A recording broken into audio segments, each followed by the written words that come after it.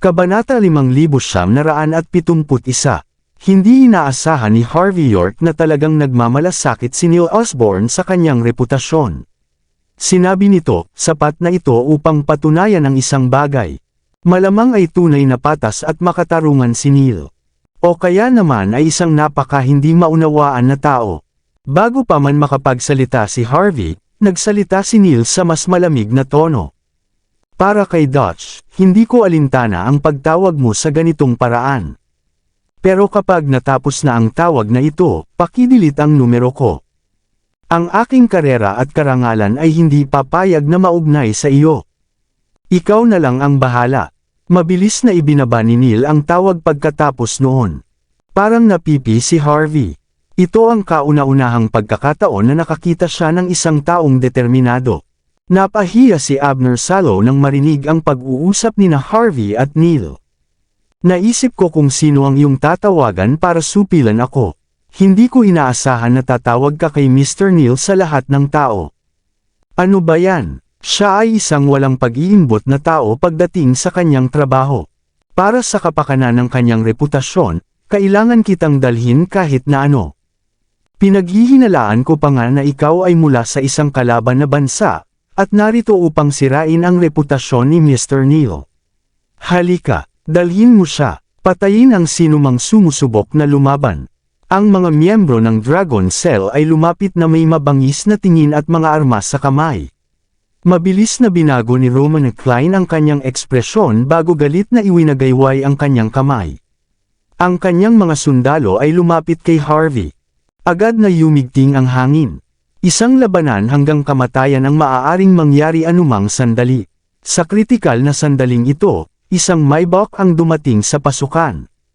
Bumukas ang pinto ng sasakyan nang lumabas ang isang babaeng nasa katanghalian ng edad na nakasuot ng simpleng damit. Apat na lalaki na nakasuot ng roba ang sumunod sa kanya nang lumapit siya na may madilim na ekspresyon. Automatikong tumingin si Harvey bago nakilala siya bilang isa sa mga babae sa bahay ni Neil. Tumigil si Abner bago lumapit. Kumusta, Mrs. Howell? Ano ang ginagawa mo rito? Umalis. Sigaw ni Mrs. Howell na may malamig na tingin. Ang sangay ng lungmen sa outskirts ay ang namamahala sa pagbabantay sa lugar na ito. Nagbago ang ekspresyon ni Abner. Si Mr. Howell ay may sakit ngayon. May karapatan kang mangasiwa sa negosyo ng sangay ng lungmen.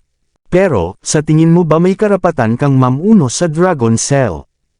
Kaya, alam mo na ako ang namamahala sa sangay ng lungmen. Tumawa ng malamig si Mrs. Howell bago hinampas ang likod ng kanyang palad sa mukha ni Abner.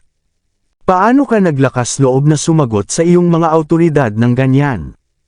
Iyon ay hindi magalang. Bilang isang miyembro ng Dragon Cell, ang pagdakip sa isang mabuting mamamayan ng walang sapat na ebidensya ay hindi patas. Bilang isang pundasyon ng bansa mismo, isang krimen ang samantalahin ang mga mamamayan sa ganitong paraan. Anong karapatan ang mayroon ng isang lalaking katulad mo para magmayabang sa harap ko? Sa tingin mo ba hindi kita kayang patumbahin ngayon? Paulit-ulit na sinampal ni Mrs. Howell si Abner bago sa wakas siya sinipa palayo. Umalis ka dito, ngayon na. Bilang kasalukuyang namamahala sa sangay ng lungmen sa outskirts, si Mrs. Howell ay may napakalaking awtoridad at malawak na koneksyon. Bukod sa pagiging miyembro ng pundasyon ng isang bansa, ang kanyang pagkakakilanlan ay malinaw na nakahihigit kay Abner Salo. Plano na maging hindi makatwiran, si Abner ay kailangang umalis sa lugar kasama ang kanyang mga tao. Si Harvey York ay tila kalmado habang nakatitig kay Mrs. Howell. Mabilis na inayos ni Mrs. Howell ang kanyang make-up bago magalang na lumapit kay Harvey. Binata, kumunat ang noo ni Harvey bago bahagyang ngumiti. Kilala mo ba ako? Hindi. Naisip ko lang na ikaw ang lalaking nagligtas sa aking anak na babae, si Callie. Nakipag-usap ako sa aking pamilya tungkol sa pangyayari kagabi bago ipakita ang larawan mo. Sila ay nakilala ka bilang batang Panginoon ng lungmen dahil doon. Ang panloob at panlabas na bulwagan at 36 na pinuno ng sangay ay nasa ilalim ng iyong utos. Libo-libo ang naglilingkod sa ilalim mo. Ikaw mismo ang batang Panginoon York. Pero, sinabi ng pamilya ang isang bagay.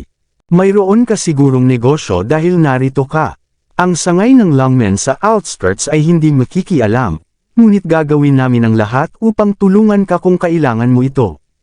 Magalang na yumuko si Mrs. Howell bago umalis kasama ang iba. Kumunat ang noo ni Harvey sa grupo ng mga tao bago nagpakita ng nakakalokong ekspresyon. Masasabi na siya ay isang kawili-wiling babae.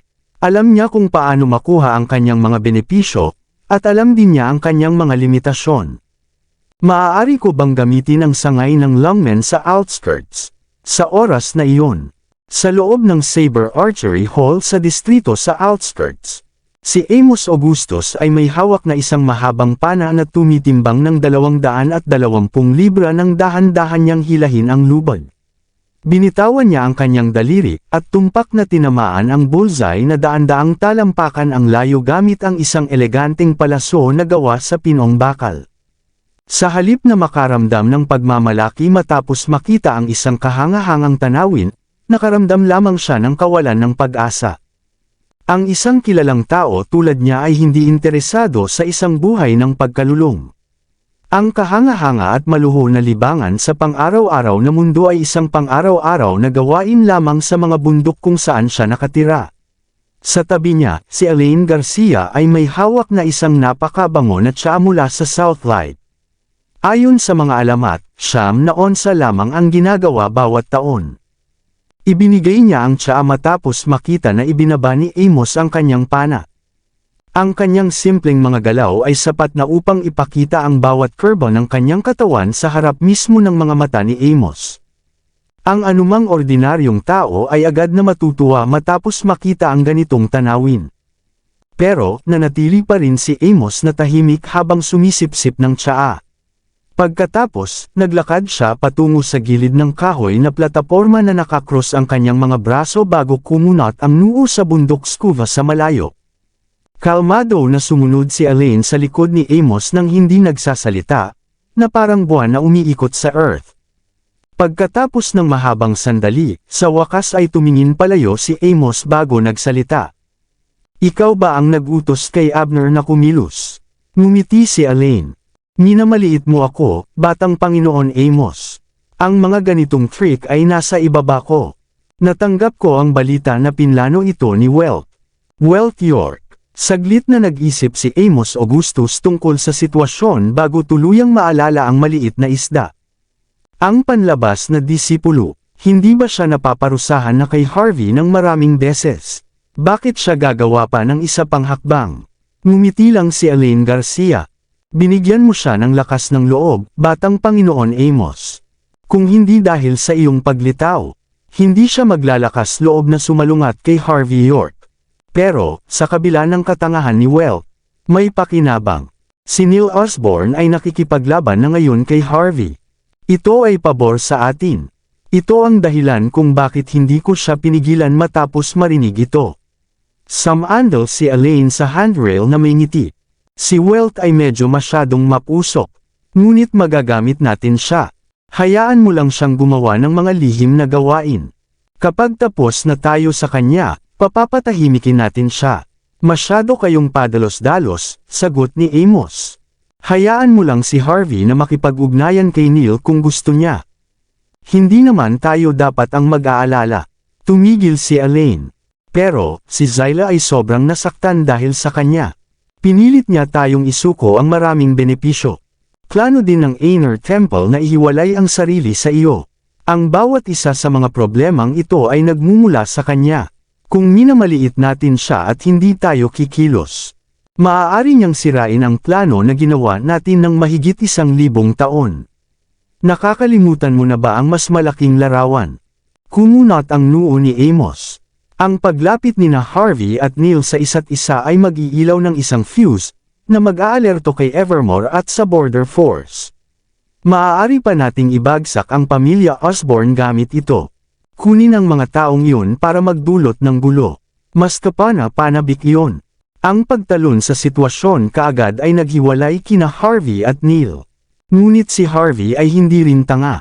Ang isang lalaking nagawang magdulot ng patuloy na paghihirap sa Smolt sect ay tiyak na makakaalam kung sino ang nag-utos kay Abner na kumilos, tama. Hayagan tayong tututol kay Harvey. Sinabi nito, wala akong balak na patayin siya kaagad. Ang isang tulad niya ay itinuturing na isang 2 talam na espada. Magagamit natin siya upang saktan ang ating mga kalaban, ngunit masasaktan din tayo kung mali ang paggamit natin sa kanya. Plano kong ituro siya sa ating mga kaaway. Parang mapait si Amos. Ang plano ay nasira na sa puntong ito. Kahit na ituloy natin ang plano, hindi ko makukuha ang lahat ng gusto ko dito. Nanatili si Elaine na tahimik sa loob ng ilang sandali. Ako ang may dahilan nito, Batang Panginoon Amos. Masyado akong pabaya. Parusahan mo ang aking pagkakamali. Kasalanan ko ito. Umiling si Amos. Ano ang silbi? Sa tingin mo ba mababago natin ang sitwasyon kung parurusahan talaga kita? Kung hindi, bakit ko pa gagawin iyon? Sinasabi ko sa iyo ito bilang paalala na nasa karaniwang mundo tayo ngayon. Kailangan nating gamitin ang ating mga ulo para sa mga bagay-bagay. Bukod pa rito, nakakalimutan mo ang isang mahalagang bagay. Bumantong hininga si Amos Augustus bago nagpakita ng madilim na ekspresyon. Lahat ng atensyon mo ay kay Harvey, pero hindi mo pinansin si Neil. Parang wala kang pakialam sa impluwensya ni Neil. Sinabi nito, sa loob ng gobyerno, siya ay isang trump card para sa pamilya Osborne. Kung gusto ng pamilya na magkaroon ng kapangyarihan sa maharlikang korte sa hinaharap, wala silang ibang magagawa kundi suportahan ang pag-angat ni Neil sa kapangyarihan. Mula sa isang partikular na pananaw, ang paggamit kay Neil ay nangangahulugan ng paglalagay ng isang spanner sa mga plano ng pamilya Osborne. Kung ang pamilya ay magagalit sa ganitong sitwasyon, magiging kapaki-pakinabang sa atin. Ang mas maraming kaguluhan ang nagagawa natin sa dulong bahagi, mas mabuti. Pero may limitasyon. Kung mawawala ang lahat sa kontrol, sa tingin mo ba makakabalik sa kontrol ang Smolt sect? Nagpakita si Elaine Garcia ng isang hitsura ng pag-unawa matapos marinig ang mga salita ni Amos. Sa oras na iyon, tiningnan niya siya na may paghanga sa kanyang mga mata. Inaasahan ko na ang Batang Panginoon ay iniisip ang lahat ng ito. Nanalo na siya ng hindi gumagalaw. Ang Smolt sect ay dapat na ipagmalaki na magkaroon ng isang Batang Panginoon na katulad niya. Naniniwala si Elaine na kahit anuman ang mangyari, na kahit anuman ang plano ni Harvey na lumaban, madudurog siya ni Amos tulad ng isang langgam sa tag-init. Automatiko, huminga ng malalim si Elaine bago nagsalita. Bibigyan ko ang utos na itigil ang lahat ng operasyon ngayon, Batang Panginoon Amos. Hindi. Ang dapat nating gawin ay itigil ang pagsalungat kay Harvey, kalmadong sagot ni Amos. Ipagpatuloy ang mga plano na nauugnay sa ating mas malaking layunin. Bahagyang tumanggo si Elaine. Naiintindihan ko. Pagkatapos nito, bigla niyang naalala ang isang bagay. Si Stephen ay hindi masaya tungkol sa nangyari kay Miley. May bulong-bulungan na naghahanda siyang kunin ang iyong posisyon. Ang kanyang mga aksyon ay walang saysay sa huli. Pero narinig kong susuportahan din siya ng Great Wall Vati. Great Wall Vati. Pinagagalit niya ang kanyang sariling anak na lumaban sa akin. Gusto ba niyang mawala ang kanyang nag-iisang tagapagmana? Kung gayon, hayaan mo na. Ang ating mga tao ay nasa number 1 Villa, at sa kay Mr. Stephen. Kahit na, wala pa tayong nagagawa. Ang sangay ng lungmen sa outskirts ay dumating dito. Si Mrs. Howell ng sangay ay hindi lamang sinampal si Abner sa mukha kundi sinabi rin sa lahat mula sa Dragon Cell na umalis. Nakatayo si Arian Augustus na nakakrus ang kanyang mga braso sa tabi ni Stephen Augustus. Sa madaling salita, hindi tayo nakakuha ng kanyang pabor. Siyempre, hindi nakinabang si Harvey sa sitwasyon. Hindi rin si Abner. Nakasuot si Stephen ng isang puting-puting robe habang tinitingnan ang mga isda sa lawan na nakakrus ang kanyang mga braso. Ang isang pakiramdam ng ambisyon ay ganap na pinalitan ang sama ng loob na kanyang naranasan laban kay Harvey. Kumilos si Mrs. Howell. Nagpakita ng ngiti si Stephen sa kanyang mukha. Hindi naman nakakagulat. Dati nang tinulungan ni Harvey si Callie. Matapos siyang makilala, natural lamang na tulungan siya ni Mrs. Howell.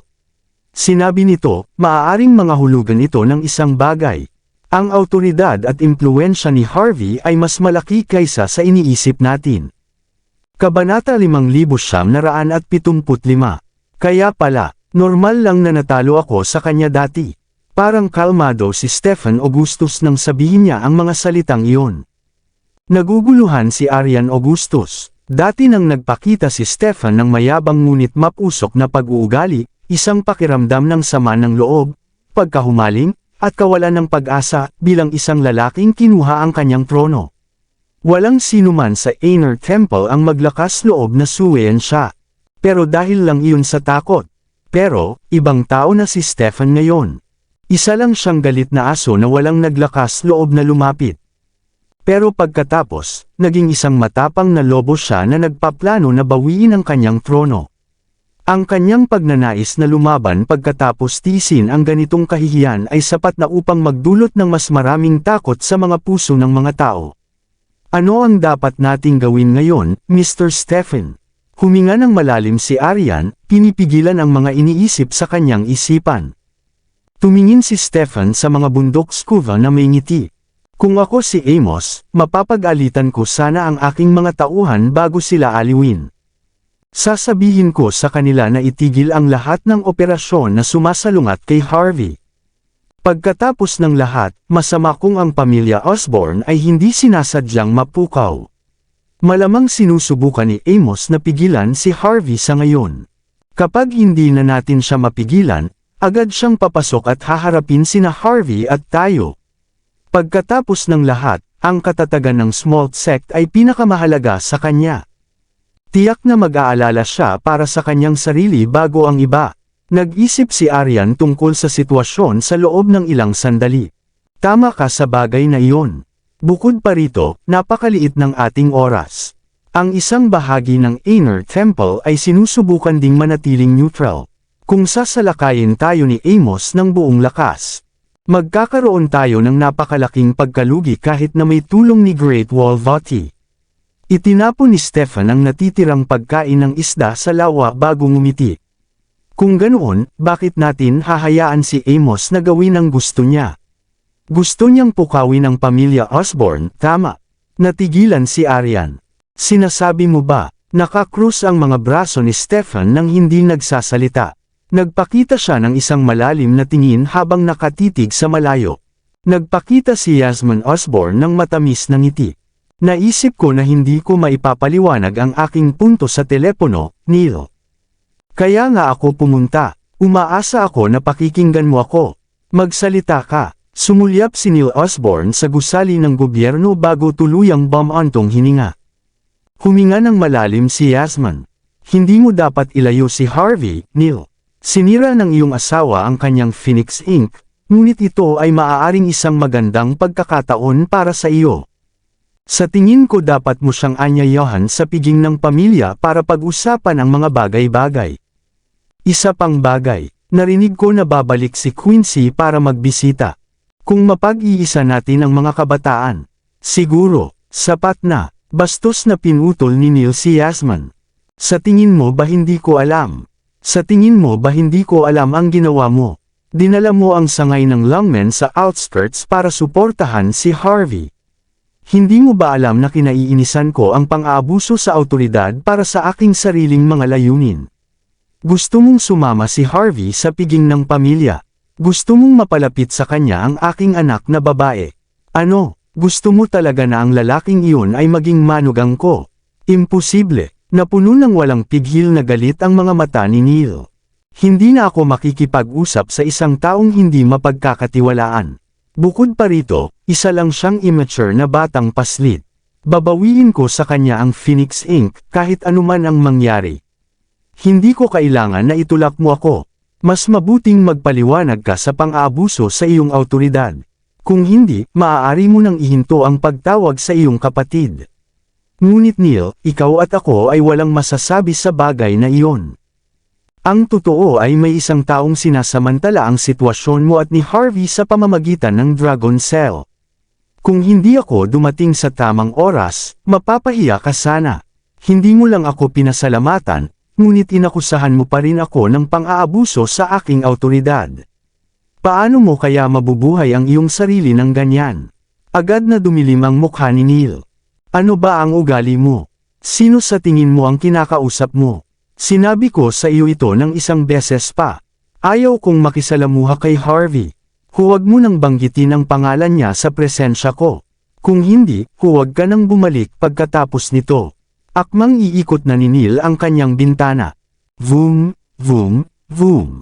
Biglang nag-vibrate ang kanyang telepono. Sumulyap siya sa screen nang makita niya ang pangalan ni Andy Quinlan. Binuksan ni Neil ang speaker ng telepono. Hindi niya balak itago ang anumang bagay kay Yasmin. Ano, nandito ka rin para ipagtanggol si Harvey? Pinlano mo ba ito kay Yasmin? Ano ang sinasabi mo? Saglit na natigilan si Andy bago nagsalita habang nasa bingit ng pag-iyak. Masama ito, Neil. Ang ating anak na babae ay pumunta sa Longmen Budokan para makipaglaban matapos bumaba ng eroplano. Ang kanyang kapareha ay hindi sinasadyang nagdulot sa kanya ng panloob na pinsala. Mukhang delikado ang mga bagay-bagay. Maaaring mamatay siya. Agad na nagmadali sina Neil at Yasmin Osborne sa ospital ng bayan matapos makakuha ng balita. Mas naintindihan ni Yasmin ang sitwasyon sa pamamagitan ng kanyang anak na si Callie Howell. Si Quincy Osborne ay lumaki sa labas. Ang kanyang pagmamahal sa martial arts ay higit na nahigitan ang anumang bagay na karaniwang kinahihiligan ng mga babae. Matagal na siyang nag-eensayo ng martial arts na lihim kay Neil. At pagkatapos pumunta sa Walls Inc., mas lalo siyang nakaramdam ng kasanayan. Naghahanap siya ng mga kilalang guro at natutunan ng iba't ibang bagay. Ang ibang tao ay nakatuon sa isang tiyak na martial art bago makabuo ng sarili nilang estilo. Ngunit ang kanyang enerhiya ay ganap na nag-ulo dahil sa kanyang pagsasanay sa maraming pamamaraan. Sa kabila nito, ang mga tinatawag na eksperto ay madalas na nagiging magaan sa kanya dahil siya ay mula sa pamilya Osborne. Naramdaman ni Quincy na siya ay walang kapantay sa mga kabataan. Pagkatapos bumalik sa Floatwell, masiglang pumunta siya sa Longmen Budokan upang talunin ang lahat doon. Dahil wala sina Callie at Yasmin Osborne, walang nakakaalam kung sino si Quincy. Inisip ng mga disipulo na ang Budokan ay nasa panganib dahil sa kanya, kaya walang nagtipid sa kanilang mga galaw. Isang galaw lamang ang sapat upang magdulot ng panloob na pinsala sa kanya, hindi nagtagal. Ito ay isang munting problema na maaaring maayos sa tulong ng isang doktor o eksperto.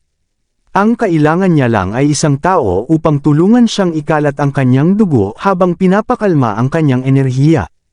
Ngunit ang kanyang magulong enerhiya ay patuloy na umaatake sa kanyang puso at baga sa sitwasyong iyon. Sa madaling salita, maaari siyang mamatay dahil sa pagwawasak ng kanyang enerhiya. Mukhang napakasama ni Neil Osborne matapos marinig ang paliwanag ni Yasmin. Nais niyang mag-utos na hulihin ang may sala. Ngunit sa kaibuturan ng kanyang puso, alam niyang hiniling ng kanyang anak na mangyari ito. Walang ibang dapat sisihin para dito. Ganap na masisira ang kanyang reputasyon kung magbibigay siya ng utos ng walang wastong dahilan. Bukod pa rito, ang pagwawasak ng kanyang anak ay isa ring malaking panganib para sa kanya. Hindi na magagawa ng mga ordinaryong doktor ang anuman. Tanging ang mga may karanasan lamang ang may pagkakataon na pagalingin si Quincy. Mga 10 minuto ang lumipas, nakarating sina Neil at Yasmin sa ICU. Tumingin ang dalawa sa loob sa pamamagitan ng malaking bintana na may nakabibinging takot. Si Quincy ay kahawig ni Andy, ngunit mayroon din siyang magandang katangian mula sa kanyang ama. Maliwanag na siya ay isang magandang babae na puno ng personalidad. Mayroon siyang napakahina na ekspresyon habang walang malay. Ganap na nawala ng kulay ang kanyang mukha habang paminsan-minsan siyang nagngangalit. Kahit na hindi siya gising, ang buong katawan niya ay nahihirapan. Bilang isang bihasang martial artist, agad na dumilim ang mukha ni Yasmin.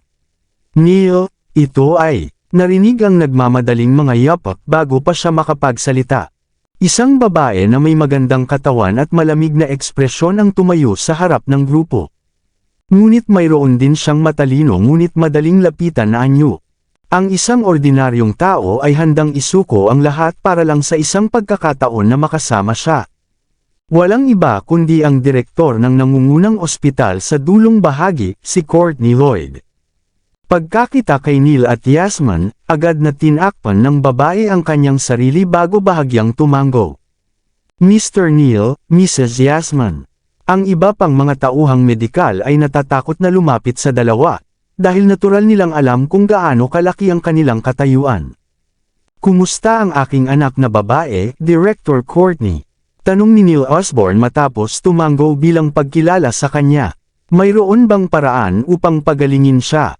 Basta't maibalik mo siya sa normal sa anumang paraan, tatanggapin ko ang anumang kondisyon mo. Sandaling nag-isip si Yasmin Osborne. Maaari mo ring alisin ang kanyang enerhiya. Kung makakatulong ito sa kanyang mga pinsala, handa akong tumulong din. Kumunat ang noo ni Neil bago bahagyang tumango. Alam niya na mahalaga ang pagsasanay ng kanyang anak sa kanya. Ngunit walang mas mahalaga kaysa sa pagpapanatili ng kanyang buhay. Hindi. Huminga ng malalim si Courtney bago nagpakita ng matigas na ekspresyon. Hindi ako isang eksperto sa martial arts, ngunit mayroon din akong kaalaman tungkol dito. Mrs. Yasmin, ang sitwasyon ni Quincy ay talagang sanhi ng nagugulong enerhiya sa loob niya. Ngunit ang enerhiya ang tanging bagay na nagpanatili sa kanyang buhay. Kung aalisin natin ito, malaki ang posibilidad na mamatay siya. Hindi rin tayo pwedeng walang gawin. Kung magpapatuloy ito, 3 araw na lang ang natitira sa kanyang buhay. Wala na siyang pagkakataon na makaligtas pagkatapos noon. Ipinaliwanag ni Courtney ang lahat ng detalye. Ginawa lamang niya ito dahil sa makatarungang ugali ni Neil. Kung ibang tao ang kaharap niya, natatakot siyang magdulot ito ng gulo sa ospital kung isasalaysay niya ang katotohanan. Sa kabila ng lahat, may mga hindi makatwirang nakatataas na tao talaga. 3 araw, agad na dumilim ang mukha ni Neil. Agad na bumuhos ang dugo sa kanyang ulo. Nawala ang kanyang mayabang at kalmadong ekspresyon sa isang iglap. Ano ang hinihintay niyo? Ito ang nangungunang ospital ng bayan.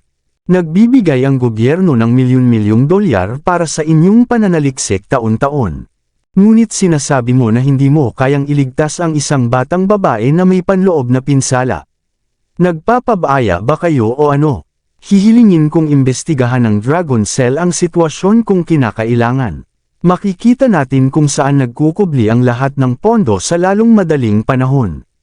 Malalaman natin kung ginastos ng ospital ang lahat sa pananaliksik o kung mayroong talagang nanakaw dito. Naging hysterical si Neil. Hindi siya nakinig kay Quincy, ngunit isa lamang ang kanyang anak na babae. Siya ang kanyang buhay at dugo. Ayaw niyang mabuhay kung talagang namatay si Quincy. Huminga ng malalim si Courtney nang makita ang lalaking nasa kanyang harapan na nagagalit. Alam mo ang higit pa tungkol sa martial arts kaysa sa akin, Mr. Neil. Dapat mong malaman kung ano ang mangyayari kapag ang isang tao ay nagwawala. Sa ngayon, ang tanging pumipigil sa kanyang enerhiya na kumalat sa kanyang katawan ay isang lihim na martial art na siya ay nag-ensayo noon. Kapag ang enerhiya ng martial art na iyon ay nawala, wala na siyang swerte. Kung aalisin natin ang kanyang enerhiya o puwersahin ang ibang paraan na makialam, agad na magkakaroon si Quincy ng cardiac arrest. Kaya nga, nagpakita si Courtney ng isang nakakatakot na ekspresyon. Nag-atubiling siya ng sandali bago muling magsalita. Mag-iisip ako ng paraan upang makakuha ng mga doktor at mga eksperto sa martial arts mula sa labas. Makakahanap tayo ng paraan. Maraming salamat sa lahat ng sumusubaybay. Please subscribe and follow my YouTube and Facebook channel, Filipino Novel. Maraming salamat po. Magkakaroon ng bagong plano sa susunod na araw. Siguro maliligtas natin si Quincy sa oras na iyon. Pero, wala ring garantiya tungkol doon. Kumunat ang noo ni Courtney Lloyd. Bagong plano, siguro. Sinasabi mo bang walang garantiya? Nagpakita ng matigas na ekspresyon si Neil Osborne. Tumigil ka sa pagtatangka na lokohin ako gamit ang kwentong ginagamit mo para lokohin ang iba. Hindi na kailangang mag-set up. Gusto ko ng resulta. Kung mamamatay ang aking anak na babae, sisiguraduhin kong masusing imbestigahan ang ospital. Lahat ng masasamang tao ay magbabayad para dito. Mukhang galit na galit si Neil. Kung ang isang patas at makatarungang tao tulad niya ay magiging pabaya, ang kanyang awtoridad ay hindi maiisip. Gagawin ng lahat ang kanilang makakaya upang makuha ang kanyang pabor. Kung mangyari iyon, maraming tao na nagtatrabaho sa ospital ng bayan ang mapapabilanggo. Hindi maiwasang manginig sina Courtney at ang iba pang mga tauhang medikal. Natural na alam din nila ito. Huminga siya ng malalim bago siya tumingin kay Yasmin Osborne. Gagawin namin ang aming makakaya. Ngunit ospital ito. Hindi kami makakapag-ayos ng anumang bagay na may kinalaman sa martial arts. Ito ay isang bagong bagay para sa amin. Kailangan mong bigyan kami ng mas maraming oras. Makakahanap kami ng paraan. Ibibigay namin ang lahat. Sa huli, sinasabi mo na wala kayong silbi. Paano mo hindi kayang harapin ang isang bagay na may kinalaman sa martial arts kung nasa outskirts ka? Karumihan, nagpakita ng nakakatakot na ekspresyon si Courtney. Hindi siya makapagsalita. Mabilis na pinigilan ni Yasmin si Neil bago pa siya magalit. Gagawin ni Director Courtney ang kanyang makakaya. Maghintay na lang tayo sa lounge. Huwag silang masyadong pilitin. Maaaring mawala natin ang pagkakataon na gamutin si Quincy sa oras. Halos hindi na makalma si Neil. Tinitigan niya ang maputlang mukha ng kanyang anak na babae bago naglakad patungo sa VIP lounge habang patuloy na tumitingin sa likod. Nasaan si Andy? Tanong ni Neil. Nawalan siya ng malay matapos marinig ang nangyari. Hindi niya kayang tanggapin ang balita, tahimik na sagot ni Yasmin. Sinabi ng doktor na huwag siyang bigyan ng masyadong shock sa ngayon. Nagpapahinga na siya habang nag-uusap tayo. Agad na dumilim ang mukha ni Neil. Natutulog siya ngayon. Hindi pa natin alam kung ano ang mangyayari sa aming anak na babae, at natutulog siya dito. Kung hindi dahil sa patuloy na pag-spoil niya kay Quincy, hindi sana siya nagkaganito. Hindi siya makakatakas sa ganito kung may mangyari sa kanya. Para sa isang malalayong tao tulad ni Neil, ang kanyang anak na babae ang kanyang kahinaan. Ang kanyang asawa ay nagpapakita ng kanyang katayuan sa labas, ngunit maaari siyang magpanggap na hindi niya alam. Ngunit kung siya ang dahilan ng pagkamatay ni Quincy, hindi na niya ito mapapatawad. Ito ay para kay Quincy, Neil. Huwag masyadong mag-alala, sabi ni Yasmin. Kailangan nating manatiling kalmado. Hindi natin dapat hayaang makuha tayo ng ating emosyon at gawin ang isang bagay na pagsisisihan natin sa buong buhay natin. Kabanata 5980. Uminom ng kanyang tsaa si Neil Osborne bago nagsalita. Ano ang ibig mong sabihin? Tumingin si Yasmin Osborne sa kisame ng matagal na sandali.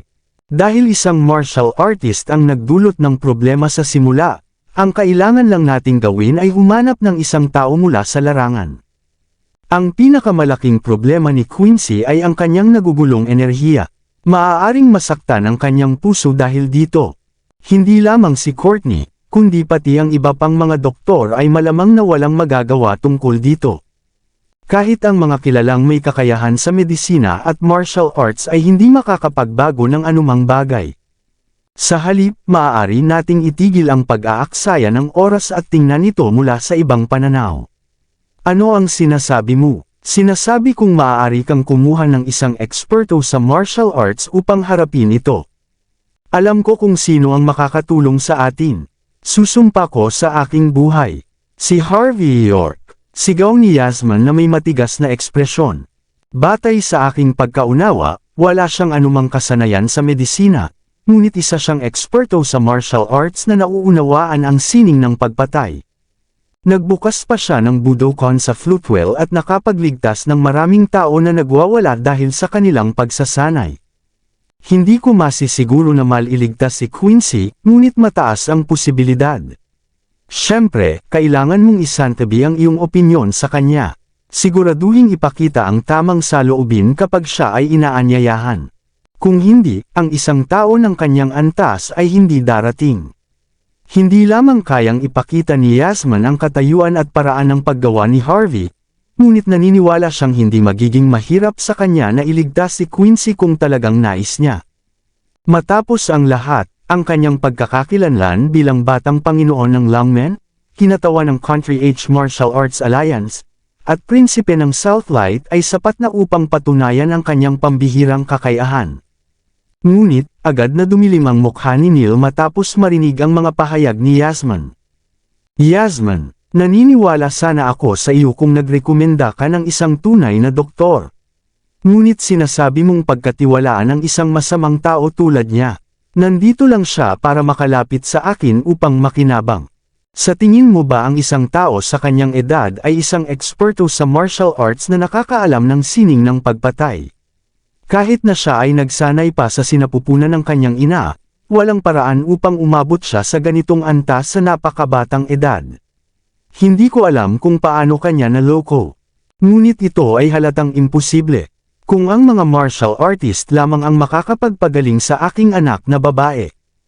Hanapin ko silang lahat sa labas. At kung hindi sapat ang mga ito, hahanapin ko sila sa buong bansa.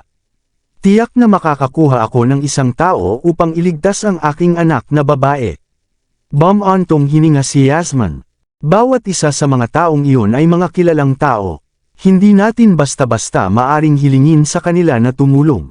Kung gagamitin natin ang kapangyarihan ng pamilya, baka hindi ka na makapagpapanatiling neutral sa pamilya pagkatapos nito. Bukod dito, nauubusan na tayo ng oras. Maraming mga eksperto sa dulong bahagi, ngunit sa tingin ko hindi nila malulutas ang problema. Iyan ang iniisip mo. Kung hindi sapat ang mga eksperto dito, kukuha ako ng isa mula sa mga puwersang militar. Kung hindi ko magawa iyon, hihingi ako ng isa mula sa mga sagradong lugar ng pagsasanay sa martial arts. Makakakuha ako ng isang tao. Tinataya ko, sabihin ko sa iyo, hindi ko kailanman hahayaang mahawakan ni Harvey ang aking anak.